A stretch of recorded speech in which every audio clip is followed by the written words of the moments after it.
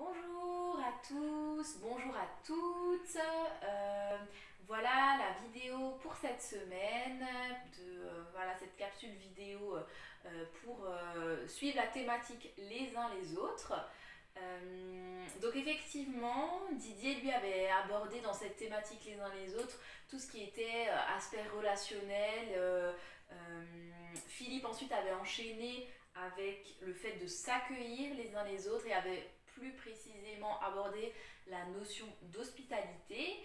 Et puis dans cette petite vidéo, on va parler d'être serviteurs les uns des autres. Voilà, on va vraiment se focaliser sur ça, voilà, être serviteurs les uns des autres. Déjà pour commencer, j'ai un petit peu cherché, je me suis dit mais c'est quoi être serviteur? Alors tout simplement j'ai cherché des définitions, donc je vais vous dire ce que j'ai trouvé. Être serviteur, un serviteur c'est celui qui est au service d'eux. Et alors il y avait écrit d'une autre personne, d'un état, d'une idéologie, voilà, c'est être au service de quelque chose. C'est celui qui sert, c'est celui qui a des devoirs, des obligations. Euh, et en grec, alors nous on rigole toujours avec Philippe parce que quand on fait quelque chose à la maison, on dit ouais, je suis vraiment un doulos. En fait, le mot doulos en grec, c'est le mot serviteur. Même plus fort que ça, c'est le mot esclave, plus précisément. Mais il y a la notion de serviteur. Donc, quand j'ai un peu regardé toutes ces définitions, je me suis dit, en fait, être serviteur, il y a vraiment dans la définition une notion de je me mets en action. C'est pas être serviteur et puis tranquille sur mon canapé. Être serviteur, c'est forcément être quelqu'un qui fait quelque chose, être au service d'eux. On disait qu'il y a des devoirs, des obligations, qui sert quelqu'un, qui sert quelque chose, qui est au service. Donc forcément, il y a une notion voilà, d'action. Donc voilà, on va en parler plus précisément tout de suite. Alors, quand je cherchais un petit peu voilà, pour préparer cette vidéo, je me suis dit qu'en fait, être serviteur, rendre des services, ça m'a fait penser à un livre que j'avais lu, bon, il y a déjà fort longtemps. Peut-être que vous l'avez déjà lu ou que vous le connaissez. C'est Les langages de l'amour de Gary Chapman. Et qui dit dans ce livre, entre autres, qu'il y a 5 langages principaux. Et donc, dans un des langages, c'est les services rendus. Donc c'est pour ça que ça m'a fait tout de suite penser, serviteur c'est celui qui rend des services, et je me dis ah oui c'est vrai. Donc sans du tout rentrer dans les détails pour ceux qui voulaient savoir, les 4 autres langages c'est les paroles valorisantes, les cadeaux, les moments de qualité et le toucher physique.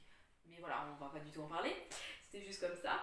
En tout cas, ce que j'ai remarqué, c'est que qu'est-ce qui fait vibrer le serviteur? Pourquoi est-ce que dans un couple, le conjoint va faire des services pour l'autre? Pourquoi? En fait, c'est parce qu'il y a l'amour qui est là. Il y a l'amour de l'autre et par amour, on rend des services. Par amour, eh ben, on fait des choses concrètes pour l'autre. Et du coup, je me suis dit, en fait, quand on est serviteur, c'est parce qu'on aime. C'est parce qu'on aime qu'on peut alors être serviteur de l'autre. Ça me fait penser à un verset, ce verset qui se trouve dans Galates, chapitre 5, verset 13, donc je vais le lire, qui dit « Frères et sœurs, hein, bien sûr, on est aussi concernés, mesdames, vous avez été appelés à la liberté, seulement ne faites pas de cette liberté un prétexte de vivre selon la chair, mais rendez-vous par l'amour, serviteurs les uns des autres. » Voilà, ça résume vraiment donc, la notion de service, d'être serviteur. En fait, c'est quand on aime, c'est par amour qu'on se rend serviteur. Et être serviteur, c'est rendre des services, mais je pense que ça va au-delà. Donc c'est pas que quelque chose de forcément d'action concrète, mais ça va carrément au-delà. C'est par exemple penser à une personne, c'est déjà être serviteur pour moi, c'est prier pour cette personne quand on est chez soi, c'est même dans notre attitude qu'on montre qu'on est au service des autres. c'est dans comment on est, comment on transparaît vis-à-vis des autres. Voilà, c'est tout ça qui font qu'on a un cœur, un état d'être, de serviteur. Et justement, dans l'Église, je peux aimer mon prochain et donc le servir, parce que j'aime, de 3 manières différentes. Déjà, c'est ce que je disais tout à l'heure, on peut prier pour nos frères et nos sœurs quand on est chez nous, penser à eux, prier pour eux, et si on ne sait pas forcément pourquoi prier, même leur envoyer un message, voilà, et puis leur demander. En deuxième lieu, je peux aimer mon prochain et le servir en entrant en contact avec un de mon église, soit par, voilà, en l'appelant, en l'invitant chez soi, en prenant des nouvelles, etc., en envoyant juste un message, enfin voilà, vraiment entrer en contact. Et puis troisièmement, c'est aussi servir dans l'église, dans un service, justement. C'est aussi servir les autres de son église, parce qu'au final, eh ben, on sert dans le corps entier. Donc voilà, c'est se mettre aussi au service. Et justement, ça me fait aussi penser à un passage dans la Bible qui se trouve donc dans 1 Pierre, chapitre 4, verset 10. Je vais aussi le lire. Comme de bons dispensateurs de diverses grâces de Dieu, que chacun de vous mette au service des autres le don qu'il a reçu. Donc ça résume un peu ce que je suis en train de dire. Voilà, ça résume carrément même. Voilà. Voilà, donc ce que je disais, c'est voilà, être serviteur, c'est pas juste rendre des services, même si ça en fait partie, mais c'est vraiment un état d'esprit, un état de cœur. En gros, ce que j'aimerais qu'on me fasse à moi-même, fais-le pour les autres. Fais aux autres ce que tu aimerais qu'on te fasse. Dans Philippiens, chapitre 2, verset 4, je ne vais pas forcément le lire, mais en tout cas, le contexte, c'est de considérer l'autre comme supérieur à soi-même. C'est vraiment de considérer l'autre personne. Et c'est vrai que dans notre génération, dans notre société, il y a de plus en plus d'ouvrages qui parlent du bien-être personnel, voilà, comment être zen dans mon travail, comment être bien dans mes baskets, comment trouver tout ce qu'il faut pour bien être, enfin voilà, beaucoup de choses sur le bien-être personnel. Et je dis pas que c'est pas bien, vraiment, c'est important de s'aimer soi-même, c'est important d'être soi-même bien pour pouvoir après aimer les autres et servir les autres. Mais je pense que si on pense toujours qu'à nous-mêmes, bah forcément il y a un danger, parce que on n'est plus dans ce que la Bible nous enseigne, de justement servir les autres, parce que là du coup on se sert que soi-même. Et je pense qu'il faut faire attention, parce que même dans l'église, il y a ce courant-là qui est là, de toujours faire des prédications ou des choses sur moi, qu'est-ce qui me ferait du bien, comment grandir, comment vivre pleinement, comment, etc. Et c'est bien, mais vraiment, il faut aussi avoir l'autre côté, où vraiment, comment servir dans le corps de Christ, comment servir mon prochain, etc. Manifester l'amour, parce qu'effectivement, la clé, c'est ce que je disais, c'est l'amour.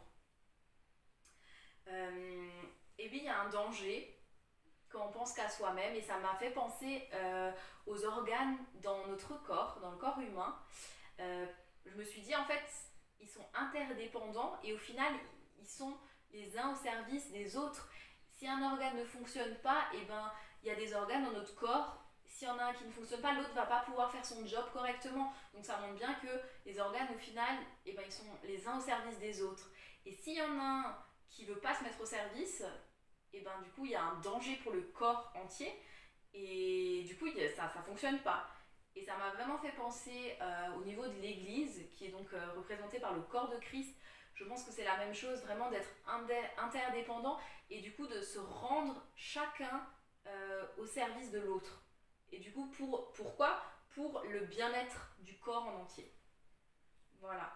Et quand je parlais avant de considérer l'autre, de faire ce qu'on aimerait qu'on nous fasse, voilà, je parle juste très très courtement, et tout le monde connaît cette histoire où Jésus s'abaisse pour laver les pieds de ses disciples. Donc il y a toute une partie prophétique que je ne vais pas aborder maintenant, parce que ce serait long et pas forcément dans le contexte. Mais en fait, dans le temps, le peuple juif, et encore maintenant, faisait donc des ablutions, se lavait, etc. quand il rentrait dans une maison. Et la partie la plus sale, c'est les pieds, puisque bah voilà, on marche avec. Dans le temps, ils avaient souvent des sandales, ou je sais pas trop comment ils appelaient ça, mais donc c'était au contact avec la terre, ils étaient sales. Et donc, quand un invité rentrait dans la maison, il fallait laver les pieds, et ça, c'était le rôle de l'esclave, enfin, du serviteur de la maison, l'esclave de la maison, qui lavait les pieds. Et puis là, en fait, on remarque que Jésus, s'abaisse, et il se met vraiment à la place de l'esclave de la maison, et il lave les pieds de ses disciples. Et c'est vraiment fort, et ça nous montre vraiment que nous aussi, on doit s'abaisser pour être au service des autres. Et que, comme Jésus nous a montré, voilà, nous a montré cet exemple, que vraiment, on soit dans cet état d'esprit, de cœur, vraiment de servir mon prochain. Pourquoi? Parce que je l'aime. Et justement, ça me fait penser un petit peu à... Voilà, j'ai envie de vous lancer un défi par rapport à ça. Et qu'est-ce que tu pourrais faire? Voilà, juste penser. Qu'est-ce que tu pourrais faire aujourd'hui euh, pour aider ton frère ou ta sœur? Alors, je dis pas de laver les pieds, mais vraiment, qu'est-ce que tu pourrais faire aujourd'hui pour servir un de tes frères et sœurs dans l'église? Et, et vraiment, ouais, pour montrer que cette personne est importante. Qu'est-ce que tu pourrais faire pour, l'une des personnes dans notre église, pour le servir, lui montrer qu'il a de la valeur, qu'il est important? Voilà, je vous laisse réfléchir à ça. Moi-même, je vais y réfléchir aussi. Qu'est-ce que je pourrais faire? À qui déjà? Demander à Dieu qui je pourrais bénir, qui je pourrais servir, peut-être cette semaine quand vous allez voir cette vidéo. Pensez à quelqu'un et puis servez-le.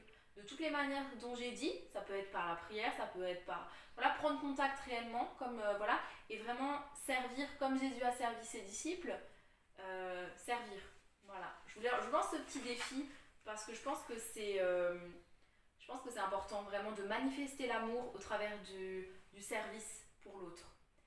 Voilà, et je vais arrêter ici parce que je ne veux pas faire trop long pour une petite vidéo. Et en tout cas, je vous souhaite une bonne semaine bénie et que vraiment voilà, vous puissiez vivre des temps cette semaine avec vos frères et vos sœurs. En tout cas, je vous encourage vraiment à prendre contact et à servir une personne de l'église. Ciao et puis à bientôt.